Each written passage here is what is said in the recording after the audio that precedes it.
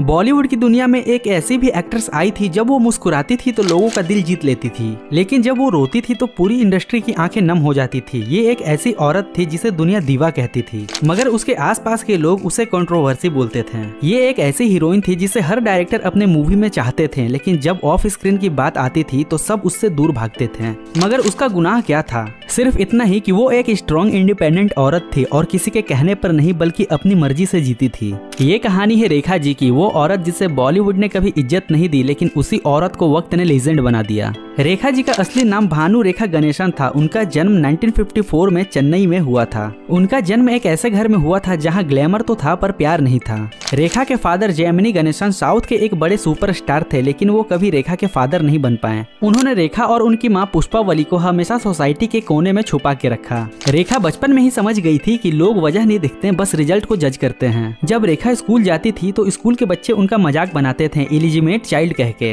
अब इसका मतलब ये है कि नाजायज औलाद। रेखा को ऐसा इसलिए बोला जाता था क्योंकि रेखा की मम्मी शादी से पहले ही प्रेग्नेंट हो गई थी, फिर बाद में उन्होंने जैमिनी गणेशन से शादी कर ली। ये सब सुनकर रेखा हर बार सिर्फ एक ही चीज सोचती थी कि एक दिन मैं सबका मुंह बंद कर दूंगी। बचपन से उनके पास ना पापा का प्यार था और ना ही स्टेबिलिटी थी, पर एक चीज थी अंदर की भूख, ऐसी भूख कि एक दिन वो अपनी पहचान खुद बनाएगी। अब रेखा को जरूरत थी पैसों की, फैमिली के लिए भी और अपनी जिंदगी के लिए भी, और इसी जरूरत ने उन्हें डाल दिया बॉलीवुड के समुंदर में जहाँ शार्क्स ज्यादा थे और इंसान कम। 1970 में जब रेखा सिर्फ 15 साल की थी तब उन्होंने अपनी फर्स्ट हिंदी फिल्म की सावन भादो, और ये फिल्म हिट हुई। इतना ही नहीं, ऑडियंस को उनका फेस बहुत पसंद आया, पर मीडिया ने उनके बारे में लिखा dusky overweight South Indian girls try to looks glamorous, मतलब सावली मोटी साउथ इंडियन लड़की ग्लैमर दिखाने की कोशिश कर रही है। ऐसा मीडिया में इसलिए लिखा गया क्योंकि उस वक्त बॉलीवुड में एक ही ब्यूटी स्टैंडर्ड था, फेयर स्किन, शार्प नोज और परफेक्ट हिंदी, और रेखा में ये तीनों चीज नहीं थी, इसलिए हर इंटरव्यू में उन्हें इंसल्ट मिलता था। यहाँ तक कि डायरेक्टर भी कह देते थे थोड़ा मेकअप ज्यादा लगाओ, फेयर लगना चाहिए कैमरा पे।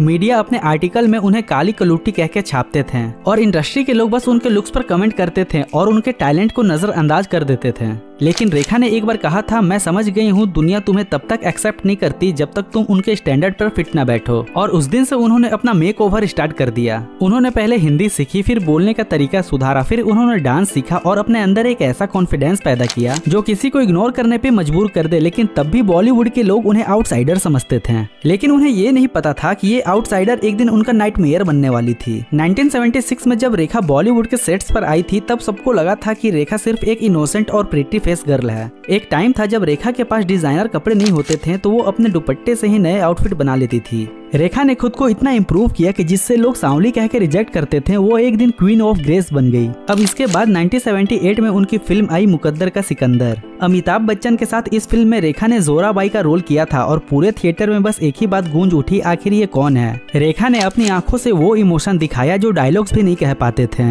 उनका पेन एकदम रियल था क्योंकि वो एक्टिंग नहीं कर रही थी बल्कि वो अपनी जिंदगी जी रही थी स्क्रीन पे, और यहीं से रेखा बॉलीवुड की असली दीवा बन गई। चाहे मैगजीन कवर हो या अवार्ड शो हो या फिर इंटरव्यूज हो, सब जगह रेखा का ही नाम था। लेकिन जहाँ फेम आता है वहाँ जेलेसी खुद ब खुद पैदा ले लेती है, क्योंकि इंडस्ट्री के लोग कहते थे रेखा हर फिल्म में हीरोइन बन जाती है पर असली लाइफ में वो विलेन है। उन्हें लगता था एक औरत के पास इतना कंट्रोल, इतना चार्म और इतना फेम हो ही नहीं सकता बिना किसी के सपोर्ट के। लेकिन रेखा को किसी के सपोर्ट की जरूरत नहीं थी क्योंकि वो खुद अपनी स्टोरी लिख रही थी। ये सब तो ठीक है, लेकिन रेखा की लव लाइफ भी किसी फिल्म से कम नहीं है। जब अमिताभ बच्चन रेखा की जिंदगी में आए थे तो वो एक ऐसा फेज था जहाँ बॉलीवुड के हर डायरेक्टर चाहते थे कि अमिताभ बच्चन और रेखा एक साथ स्क्रीन पे आए, और फिल्म मिस्टर नटवर लाल, मुकद्दर का सिकंदर और सिलसिला, इन सब फिल्मों में उनका मैजिक दिख गया। अब जैसा कि मैंने आपको बताया था, जहां फेम होता है वहां जलन खुद ब खुद पैदा हो जाता है, और इसी जलन के चलते इंडस्ट्री के कुछ लोगों ने मीडिया को कहा और मीडिया ने लिखना स्टार्ट कर दिया कि अमिताभ बच्चन रेखा के साथ अफेयर में हैं। रेखा ने खुद कभी इस बारे में ओपनली कुछ नहीं बोली, पर उनकी आंखें सब कुछ कह देती थी। एक बार फिल्म फेयर इंटरव्यू में बस उन्होंने इतना कह दिया था कि अमिताभ बच्चन ऐसे आदमी है जिनके साथ होना ब्लेसिंग है और उनसे दूर रहना एक पनिशमेंट है। बस इतना कहना काफी था, और इसके बाद बॉलीवुड और मीडिया ने दोनों ने रेखा को विलन बना दिया, जिसके बाद सबने कहा रेखा अमिताभ बच्चन का घर तोड़ रही है। रेखा एक शादीशुदा मर्द के पीछे लगी है, लेकिन किसी ने ये नहीं सोचा कि रेखा एक इंसान है जो सिर्फ एक बार सच्चा प्यार चाहती थी, क्योंकि उन्होंने बचपन से फादर का प्यार नहीं देखा। और जब फाइनली किसी ने उनके दिल को समझा तो दुनिया ने उन्हें कैरेक्टरलेस बोल दिया।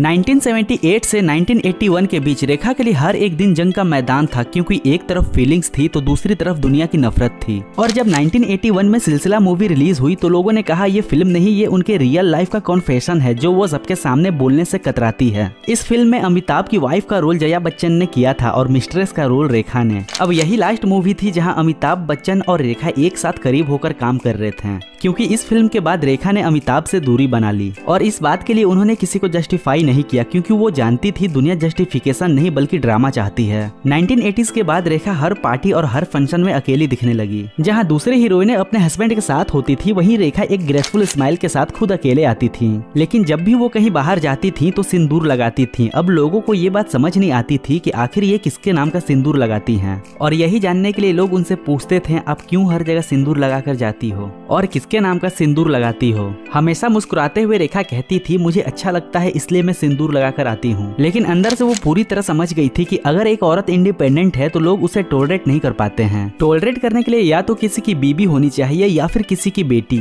अगर वो सिर्फ खुद हो तो दुनिया उससे कंफ्यूज हो जाती है। रेखा के बारे में इंडस्ट्री वाले और मीडिया वाले अफवाह उड़ाते गए। किसी ने उन्हें कहा कि वो काला जादू करती है तो किसी ने कहा कि उन्होंने अपने हस्बैंड को मार दिया। लेकिन रेखा ने कभी किसी का जवाब नहीं दिया। उन्होंने एक बार इंटरव्यू में कहा था कि मैं जवाब इसलिए नहीं देती हूँ क्योंकि जब मैं बोलती हूँ तो लोग सुनते नहीं हैं, बस उसे जज करते हैं। और ये लाइन आईना था सोसाइटी के लिए, क्योंकि जब एक औरत अपनी मर्जी से जीती है तो दुनिया उससे अनकंफर्टेबल फील कराती है। वो कहते हैं ना कि कुछ औरतें जिंदगी से हार जाती हैं और कुछ औरतें जिंदगी को ही हरा देती हैं, और रेखा उनमें से दूसरी वाली थी जिन्होंने इतना सब कुछ होने के बाद भी हार नहीं मानी बल्कि जिंदगी को ही हरा दिया। ये सब के बाद 80s में जब इंडस्ट्री ने उन्हें इग्नोर करना शुरू किया तो रेखा ने खुद के लिए न्यू आइडेंटिटी क्रिएट कर ली। उन्होंने अपना इमोशन को स्क्रीन पे उतारना स्टार्ट किया। वो हर रोल में अपना दर्द, अपनी तन्हाई, अपनी ब्यूटी, अपनी स्किल सब मिला देती थी, चाहे वो उमराव जान फिल्म हो या फिर खून भरी मांग फिल्म हो। उमराव जान फिल्म में जब रेखा ने कहा था कि इन आंखों के मस्तानी के मस्ताने हजार हैं, तो ऐसा लगा जैसा वो डायलॉग नहीं बल्कि उनका बदला है।